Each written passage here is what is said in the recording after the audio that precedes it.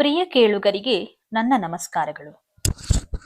ಕರ್ನಾಟಕ ರಾಜ್ಯ ಸರ್ಕಾರದ ಮಹತ್ವಾಕಾಂಕ್ಷಿ ಗ್ಯಾರಂಟಿ ಯೋಜನೆಗಳಲ್ಲಿ ಒಂದಾದ ಗೃಹಲಕ್ಷ್ಮಿ ಯೋಜನೆಯ ಫಲಾನುಭವಿಗಳಿಗೆ ಇದೀಗ ಮಹತ್ವದ ಸುದ್ದಿಯೊಂದು ಹೊರಬಿದ್ದಿದೆ.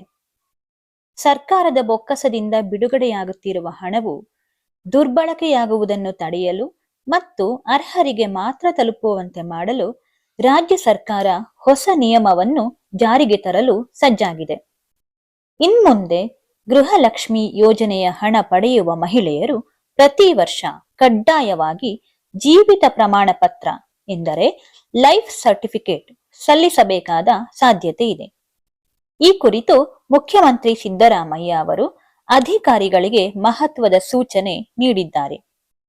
ಏನಿದು ಹೊಸ ನಿಯಮ?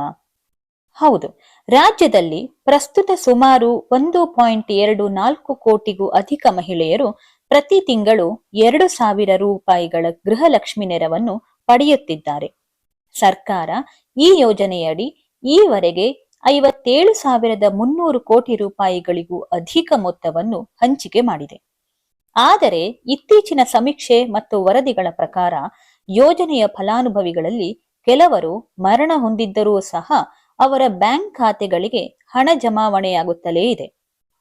ಫಲಾನುಭವಿ ಮರಣ ಹೊಂದಿದ ಮಾಹಿತಿ ಸರ್ಕಾರಕ್ಕೆ ತಲುಪದ ಕಾರಣ ಸರ್ಕಾರದ ಕೋಟ್ಯಂತರ ರೂಪಾಯಿ ಹಣ ಪೋಲಾಗುತ್ತಿದೆ ಎಂಬ ಅಂಶ ಬೆಳಕಿಗೆ ಬಂದಿದೆ.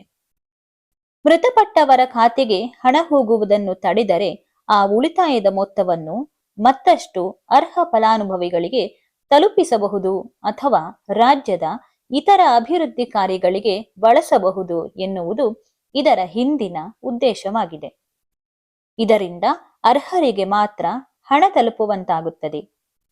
ಇದೇ ಫೆಬ್ರವರಿ 7, 2026ರಂದು ಈ ನಿಯಮವು ಜಾರಿಗೆ ಬಂದಿದೆ. ಗಮನಿಸಿ, ಸರ್ಕಾರವು ಅಧಿಕೃತವಾಗಿ ಮಾರ್ಗಸೂಚಿ ಹೊರಡಿಸಿದ ತಕ್ಷಣ ನಿಗದಿಪಡಿಸಿದ ದಿನಾಂಕದೊಳಗೆ ನೀವು ಈ ಪತ್ರ ಅಥವಾ ಬಯೋಮೆಟ್ರಿಕ್ ನೀಡದಿದ್ದರೆ ನಿಮ್ಮ ಹಣ ಬರುವುದು ಸ್ಥಗಿತಗೊಳ್ಳಬಹುದು. ಇನ್ನಷ್ಟು ಸುದ್ದಿಗಳೊಂದಿಗೆ ಮತ್ತೆ ಸಿಗುತ್ತೇನೆ. ಧನ್ಯವಾದಗಳು.